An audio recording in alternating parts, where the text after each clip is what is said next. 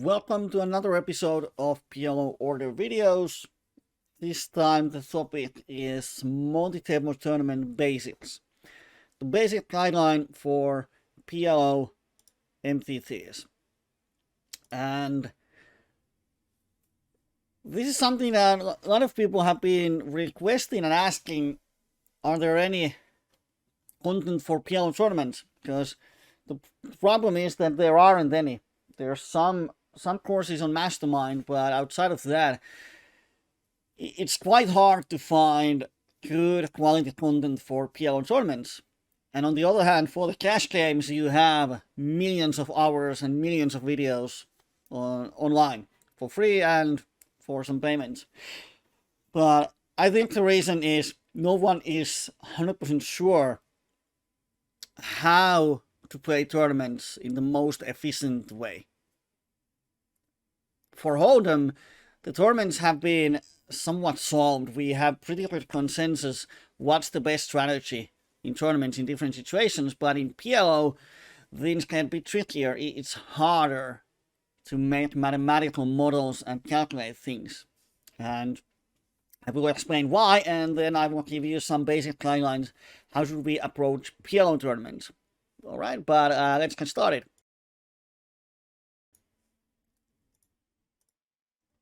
The biggest difference between cash games and tournaments is that in cash game, you can just cash out whenever you want and sit out the table. Like if you win $50, you can instantly sit out and collect that $50 as money. It's yours. You gain profit of $50.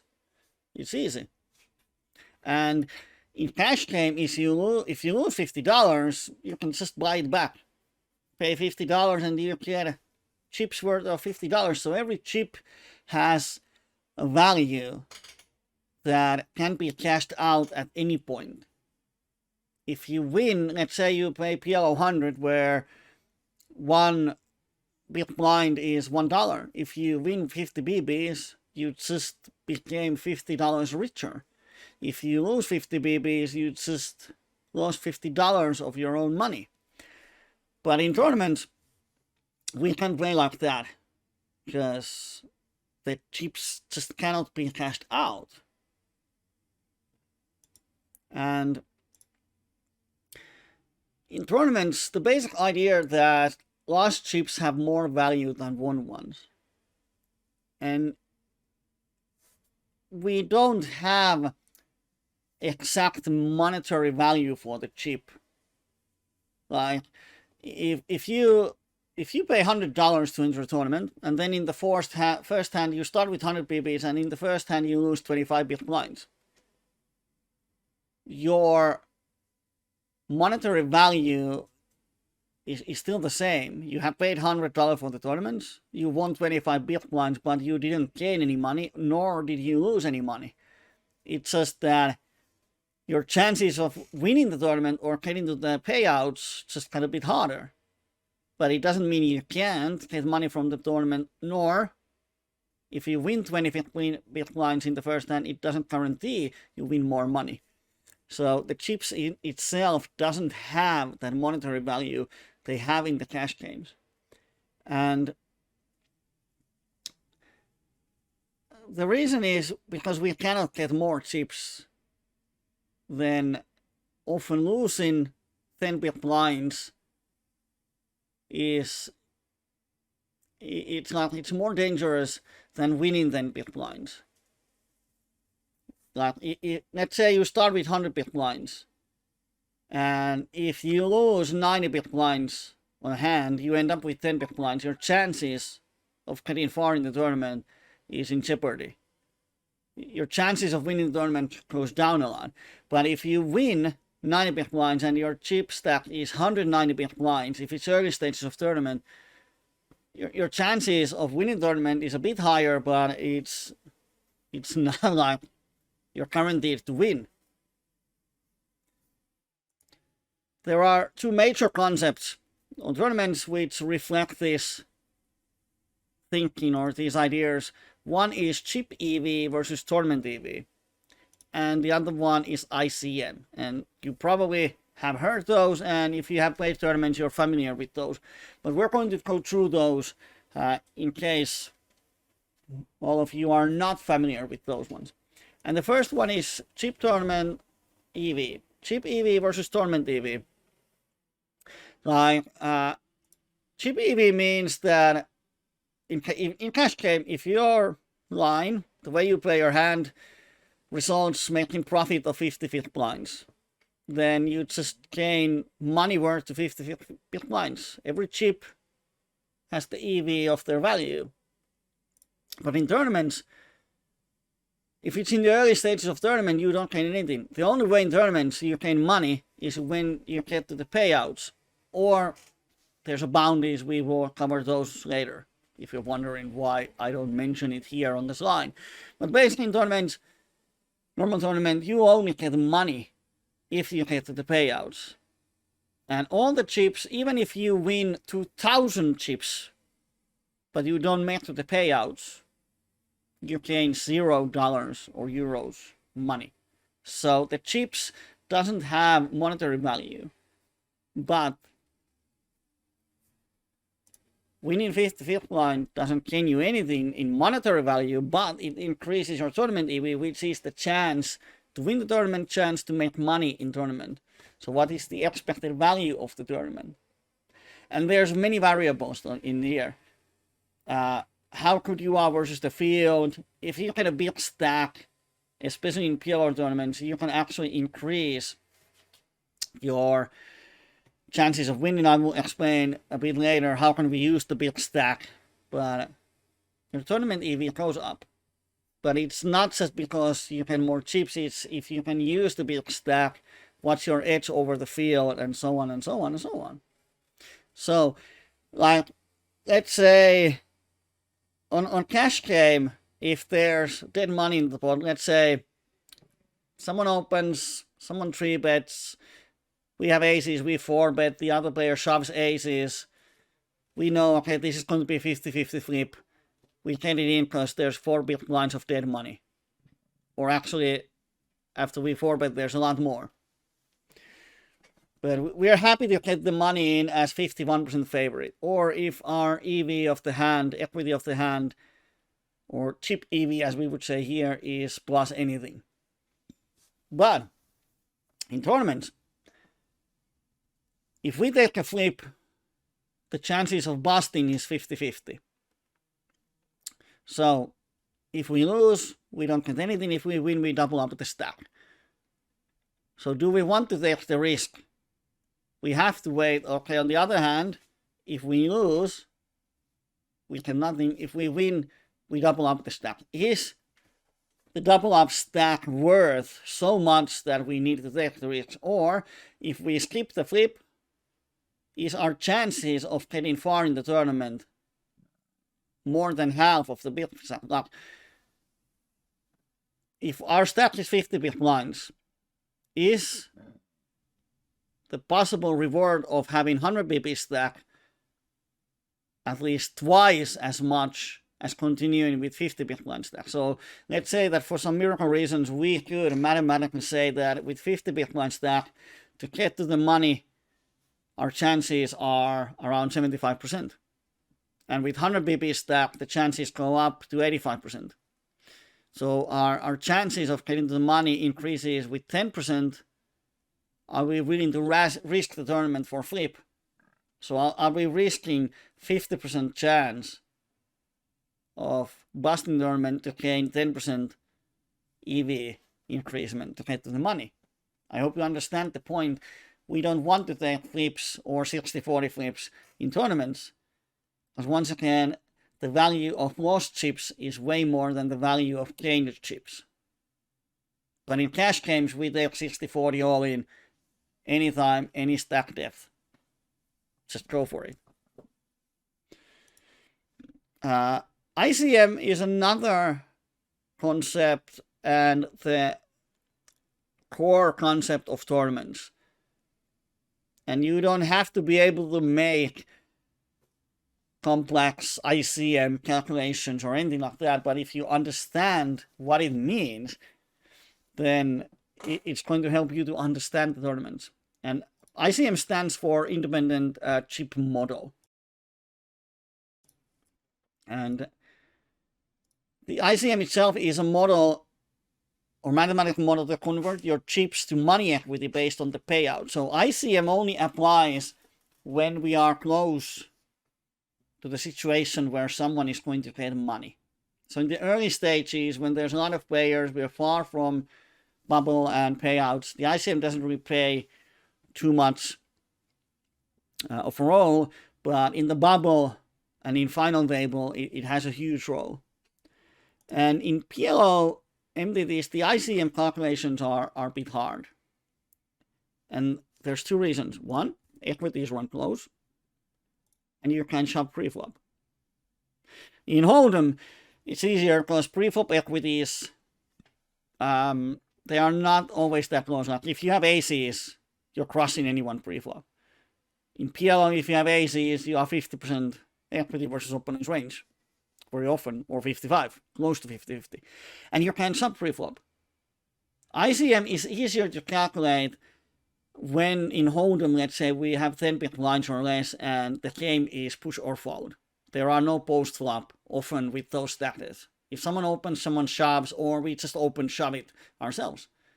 So the hand ends pre-flop when we know exact equity with our hand or range versus opponent's hand or range. And then we can calculate those ICM situations pretty accurately. But in PLO, even then big blinds, there's going to be post-flop.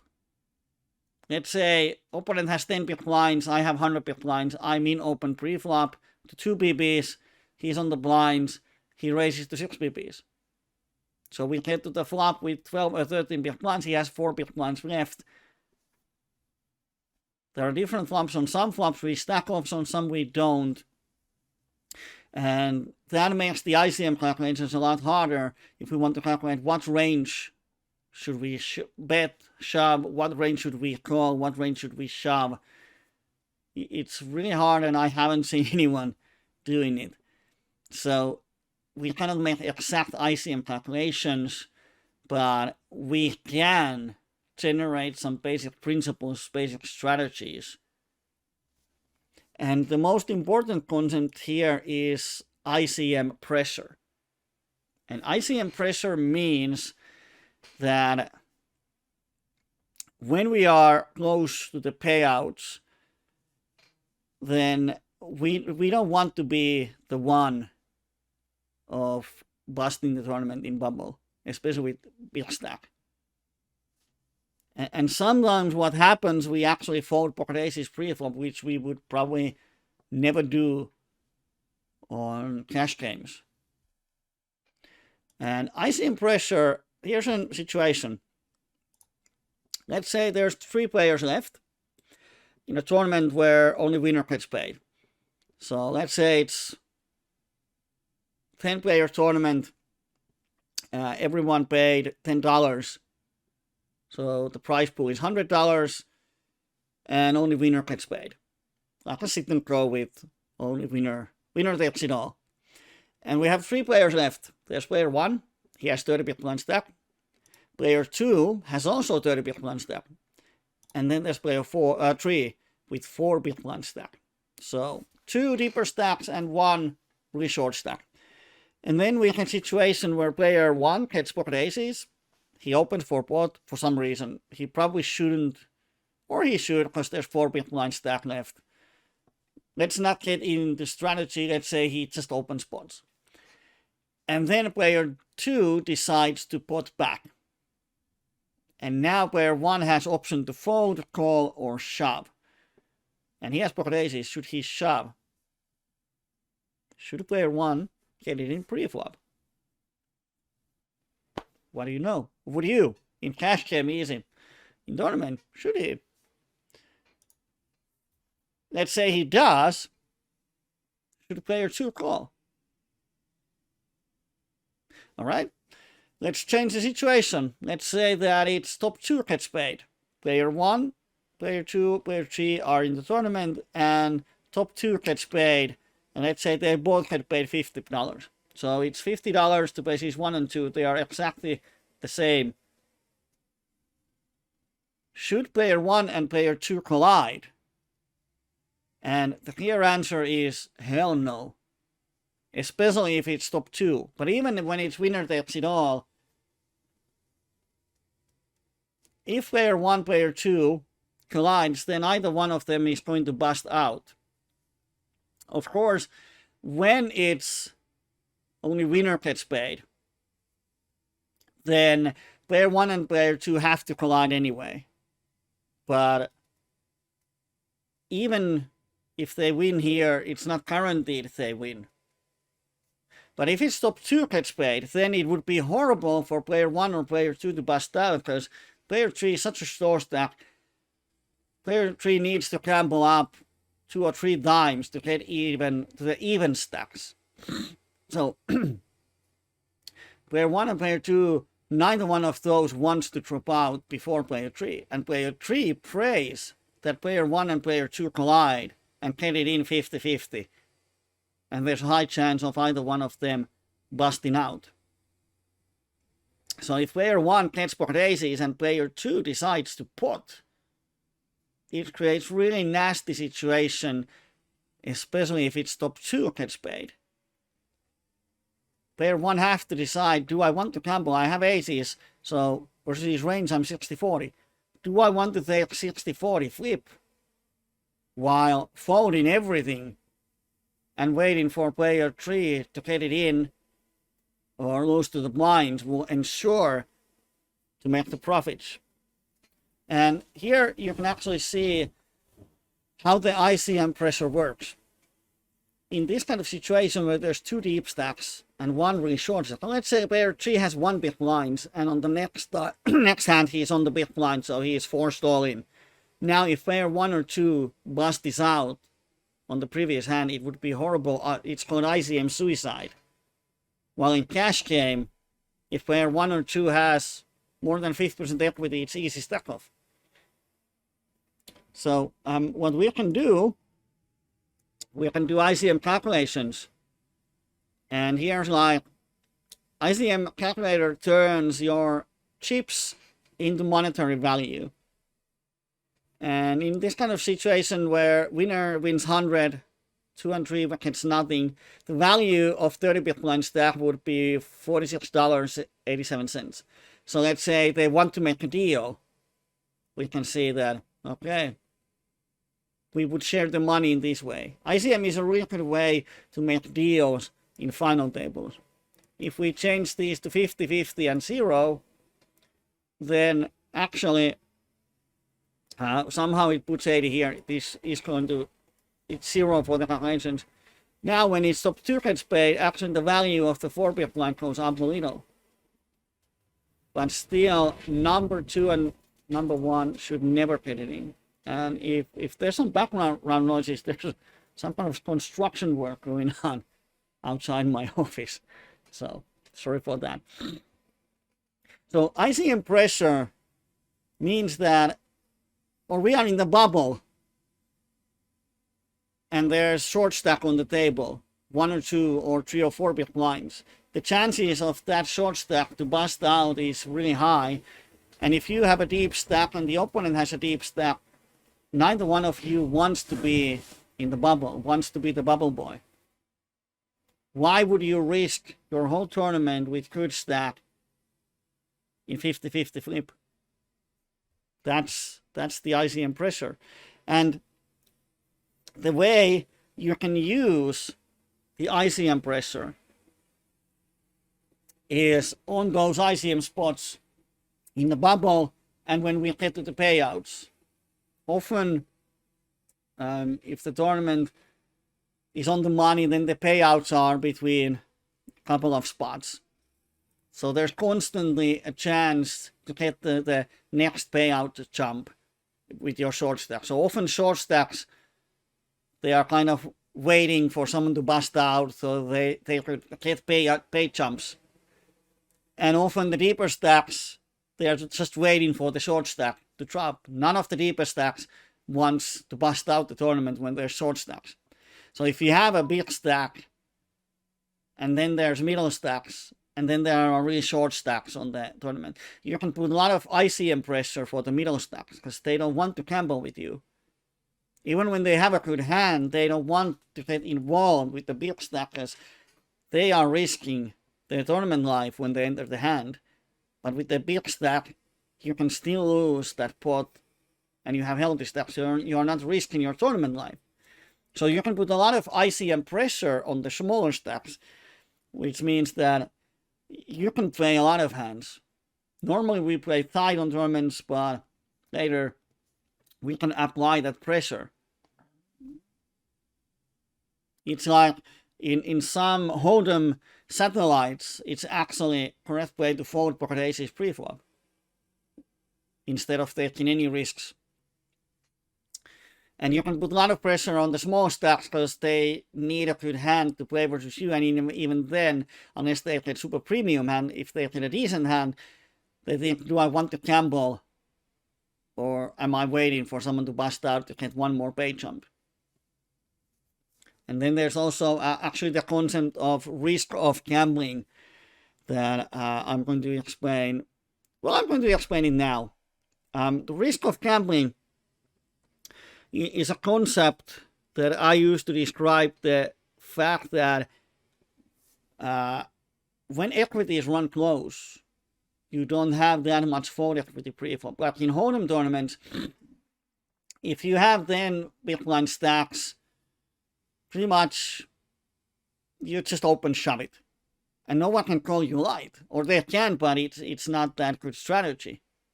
Or if you open 2.5 big blinds and someone shoves 13 big blinds to you, you cannot call light. So your push fold game, it's easy to solve and have good ranges. Okay, let's say opponent has 15 big blinds or that 13 big blinds the same, and we open mean open 2 big blinds. And let's say opponent has a great hand, and he decides, okay, I'm going to get it in, but he cannot because it's bottom limit. So he can call 2 big blinds, let's say he's on the big blind, and then he can raise the 6.5 big blinds. Okay, we call, the pot is 13 or 14 big blinds, and we have around 6 big blinds, 6.5 behind. So half a pot, SPR 0.5. Now, the pre-flop 3-better, he kind of have to get it in on any flop, because the pot is so big. But if we are on the button with the big stack, we can see the flop. If we hit the flop anyway, we call and take the flip. I mean, we can open with bad hand, we can call with bad hand. Because we have a big stack, we can invest at 6 blinds, because now there's decent chance, like 40% chance, to bust someone and get a pay jump or bounty. So, the thing is that even if we know that the big stack is opening with really wide range, he's applying the icing pressure, we cannot fight back without a hand. In Hold'em, button opens, you can shove 13 big blinds with, 5-7 suited or something. You can shove weaker hands because you have a lot of fold equity. But in PLO tournaments, you can't just raise weak hands because the button is going to call you very often, and then you have to play post-flop. And with bad hands, it's going to end up horribly. So often, it ties the small stacks, and they just have to wait. They know that button is open in almost any 4 cards, but there's nothing they can do if they don't get a hand. In Hold'em, you can do. In PLO, you can't. And even when they get a great hand, it's still a kind of flip. So, in PLO tournaments, you don't want to be the short stack. And you have to realize that when you are the short stack, especially on bubbles, spade jumps, final tables, the big stack can give you a lot of pressure. And even when you have a good hand, you sort of have to gamble, take the 60, 40, 50, 50 flip overall. So don't be afraid to take that flip when you have some chips. Like, there's big difference whether you have 10 or 5 big blinds when you actually decide to make a stand, take the flip. If you have 10 big blinds and you double up, you get to 20 big blinds. You're off the hook. You have some depth in your stack. But if you have 5 big blinds and you double up, you have only 10 big blinds, you're still on the short stack pressure. If you get down, sometimes I see people blinding out to 2 big blinds. They double up, they have 4. They double up again, they have 8. They are still in the short stack territory with 2 double ups. If they had taken the stand on 10 big blinds, if they double up twice, they would have 40 big blinds instead of 10 or 8. So if you start to fall down to short stack, when you have decent spot to take the flip, just do it. Don't wait for too long. So how do we adjust after all this information? Well, there's a difference whether we play high stakes PLO tournament or small stakes, because the assumption is that the higher the stakes, the better the overall field is. But there are some weird players on even high stakes PLO tournaments. The exception is often when we have these series online, like W Group, Spring Series. You have these big online tournament series where there are PLO events, and a lot of Hold'em tournament players go to play those events, and quite many of those approach PLO as Hold'em with 4 cards, and they apply those Hold'em tournament strategies on ICM spots to PLO, which doesn't quite apply. So if you understand MTTs, the concept and the way we should play tournaments, and you understand PLO mathematics, ranges, equities, and so on, you can gain huge edge even on the higher buy-in tournaments. But often if we talk about small stakes PLO tournaments, PLO 50 and lower, or $50 tournaments and lower, the average opponent is quite bad in understanding Omaha. And they are often quite bad to understand tournaments, so you can gain a lot of edge. And because if we think we are a lot better player than the overall player on the field, we want to avoid risks. We want to minimize the risks of dropping the tournament. Don't take 50-50 flips. Grind it out. Your EV is higher if you minimize the risks. And the way we do it is let's 3-bet in more post-flop. In cash games, we are happy to 3-bet if the EV is higher than with calling, no matter how much the variance is. But in tournament, we want to minimize the variance. We don't want to get it in 55-45. We are risking the tournament to gain really small tournament EV edge. So we don't 3-bet as wide as in tournaments, in cash games. Of course, there are situations in tournaments where if we 3-bet opponent folds a lot, or we 3-bet they fold turn post flop, we have a healthy stack, we can do it. But we don't want to push the small edge we have to create big pots with high variance. Let's start off with small equity advantage. That's been explained a lot. So, in other words, we play the old school small ball.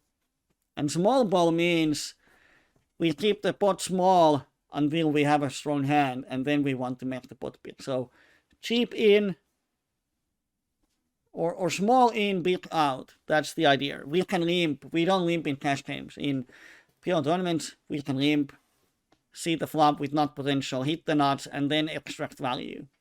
While in cash games, we often put pressure on the opponent pre-flop, 3-betting, barreling, raising. In tournaments, we don't. We keep the pot smaller until we have a strong hand. We minimize the variance. Also in tournaments, we often open smaller instead of potting. Normal sizing is 2 to 2.5x, and it depends a bit on the opponent's stacks and the stages of the tournament. In the early stages, I like to open 2.5. It's still good sizing, and then on ICM spots, sometimes when the stacks get shallower, we can actually only min raise and put the same pressure as with 2.5x. And sometimes you can change, like 10 BP stack, you have a great hand, you can just put it. But in general, we want to open slightly smaller because we want to minimize the risks, reduce some variance, but we don't want to limp to create multi-way bots, so we open something to knock people out, to give them reason to fold. But you see some players opening 2.2, some 2.25, 2.33, 2.35, 2.4, but normally it's between 2 point something to 2.5.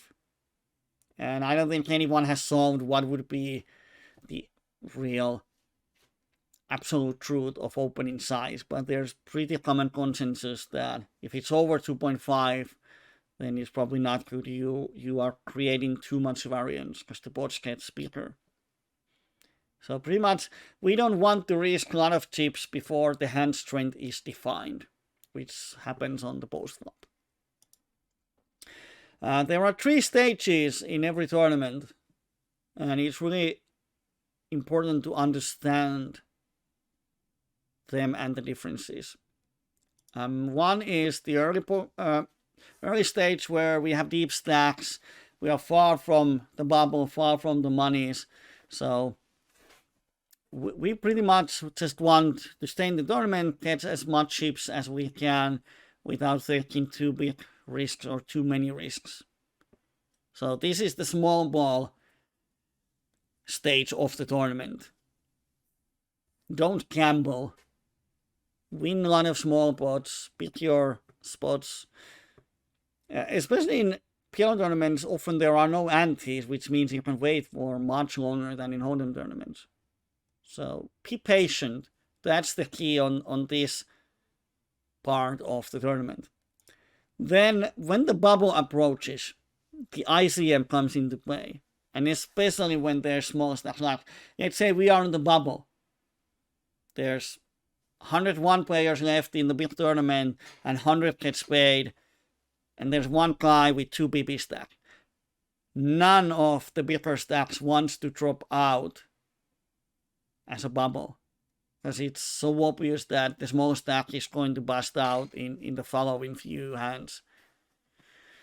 So if you have a big stack, especially bigger than your opponents, you can put a lot of ICM pressure to people and collect and increase your stack with minimized risks. No one wants to play with you. And that's often, when you have a bigger stack than your opponent, it's clear that you cannot bust out, but the opponent has the risk of busting out the tournament if he plays big pot with you. So that's, once again, the risk of gambling. So if you know this and you have a big stack, you can apply a lot of pressure to other players and just collect the blinds. And during the bubble, the longer the bubble goes on, the more you can collect those chips, and you can actually get a lot of chips instead of just waiting along with everyone other. It doesn't mean that if you open, you should always call the 3-bet, but you will find out that if you can apply the pressure, people fold it on. So you can open 2.5, collect the blinds, 1.5 blinds. I mean, if you collect the blinds in 2 hands, you gain profit of 3 big blinds. And then on the 3rd time someone raises, you fold. So you lost 2.5, you won 3. Let's say they fold 3 out of 4 times. You collected 9 big blinds. 4.5 big blinds. And you have to give up 2.5 when someone actually raised you and you didn't have a strong hand. But people are going to probably call or 3-bet you with only top 10% of hands, even if that. Sometimes they just call, and on some flops you can apply more pressure. You can often collect a lot of chips. But if there's a maniac on your table who says fuck ICM, or he thinks ICM is some kind of sports brand, then don't try to put pressure on people who cannot be pressured. So if there's a maniac on your table, sit back, wait. But sometimes you get those stream tables where everyone is waiting for the short stack and everyone is scared. You can just collect the chips round after round, orbit after orbit. But you don't want to bust out in the bubble with the big stack.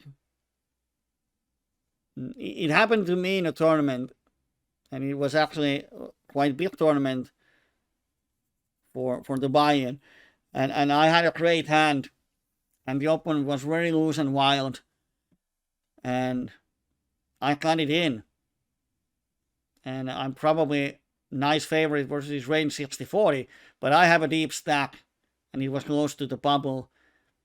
No reason for me to take the risk, and afterwards it was a mistake. On cash games it would be awesome, but in tournaments, just even with a strong hand, should be patient and not take too many risks and bust out with a big stack. That's horrible. It's ICM suicide. And then after the bubble breaks and we start to get the pay jumps, then we at some point get to the final table where there's pay jump after every bust out. And often on final tables, the stacks are a bit shallower, or at least they're going to be when the blinds go up. So there's a lot of ICM pressure all the time, especially with their deep stack and shorter stack. If there's always a really short stack on final table, it affects the ICM pressure a lot. And if you understand how it affects, you can use it to gain more edge. A couple of words in the end about the bounty tournaments. A bounty tournament means that if you bust out the player, you gain his bounty, and often half of the buy-in comes from eliminating players. So if the buy-in is $20, often $10 goes to the prize pool, and $10 is your bounty. And then if someone busts you, he gets half of your bounty, and half of the bounty goes to his bounty, and so on. So the bounties get higher, and in the end, probably, if you win the tournament, half of the winnings came from bounties, and half came from the prize pool. And in bounty tournaments, the value of having more chips than your opponent goes up a lot, because you cannot bust out anyone if you don't have more chips than him. But if you do have, you can bust someone out and collect his bounty and make immediate profits. And especially in the final table, or even in the early stage, the bounties can be more valuable than payout jumps. I mean, sometimes there's a aggressive player who busts out many players. Let's say the tournament is $20 tournament, where $10 goes to prize pool and $10 to bounty. And then there's an aggressive player who just busted out a lot of players, and his bounty is, let's say, $75. And then you are in the early stages of the tournament, and you have slightly more chips than him, and there's a spot where you could get it in 50-50 flip. Should we take it?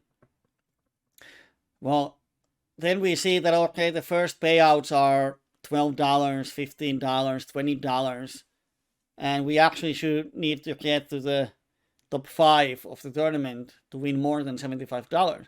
Now we have a chance to win $75 directly and get a big stack with 50% equity. Should we do it?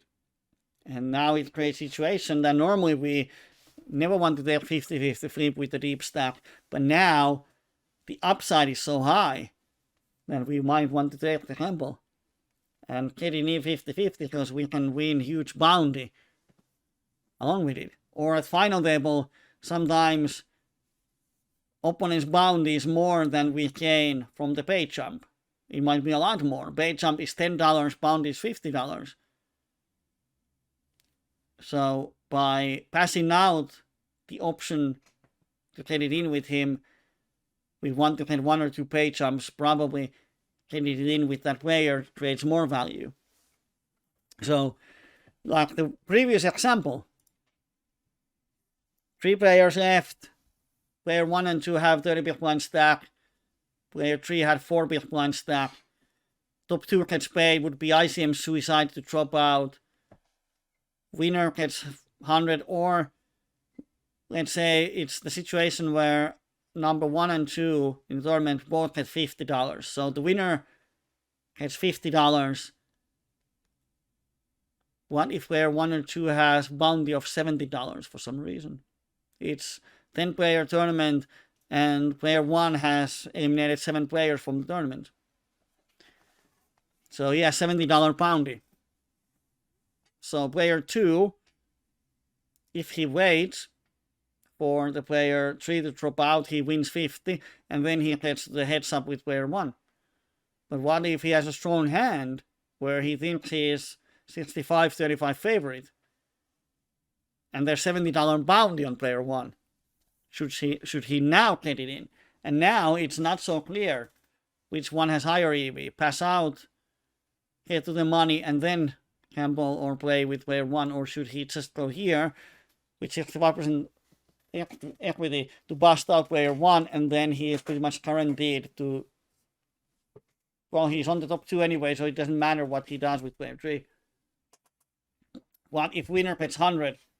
He has a chance to win $70 from bounty and then get almost guaranteed win versus player 3. So you can see that the payouts matter a lot. They create the ICM situations, and then the bounties come there. And what I think that PLO bounty tournament final table, the ICM gets so tricky that a lot of players make a lot of mistakes there. And it's hard because no one can tell you exactly how to play, because we cannot jump pre-flop.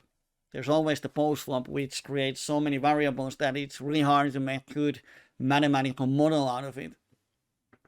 If it's only pre-flop game, like shove or fold, it's easier. And especially in Hold'em, where the equities are far from each other pre-flop often. In Hold'em, the ranges are so close that it's really hard to make those calculations. But if you understand how the ICM pressure works, then you can probably make better decisions than your opponents. And in the long run, that generates profits. So there's few words about how to approach PLO tournaments. And if you're waiting for a strategy video where I show you how to play pocket aces on early stages, nah. We can play pocket aces in many different ways, in many different parts of the tournament versus many different players, because our stack sizes, opponents, payouts, bubbles, is it bounty or not, everything affects the decision making.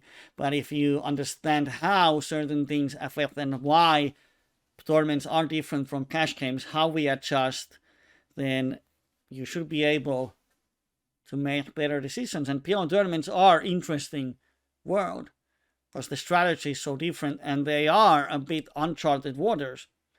There are people who are very successful in PLO tournaments, and there are different kind of strategies that people have shown that you can win money in tournaments. Some are very passive. They don't win tournaments as often, but they get smaller money way more often. Then there are really aggressive players who don't get to the money that often, but when they do, they have a big stack, they bully everyone, they often get to the top prizes. So you can make good profit with very different strategies, and PLO tournaments are far from solved. Cash games, you can calculate a lot of things. They are more solved than tournaments, but tournaments are uncharted waters. Not many people can say that I know for certainty how to play certain hands in certain situations in tournaments. So there's more variety on how people play, and no one knows what's exactly the best way and best strategy, which means there's a lot of edge to be gained. So I hope at some point we can actually make a video about tournament hands. If I ever play a tournament where I get deep, we could do the hand review and just see what happened and talk about the situation, because if we get to actual situations with the ICM effects and pressures, it would be super interesting. But I hope you enjoyed. I thought this would be a short 15-minute introduction to the tournaments, but it ends up to be 45 minutes. So hope you enjoyed. I will see you on the next video. Bye bye.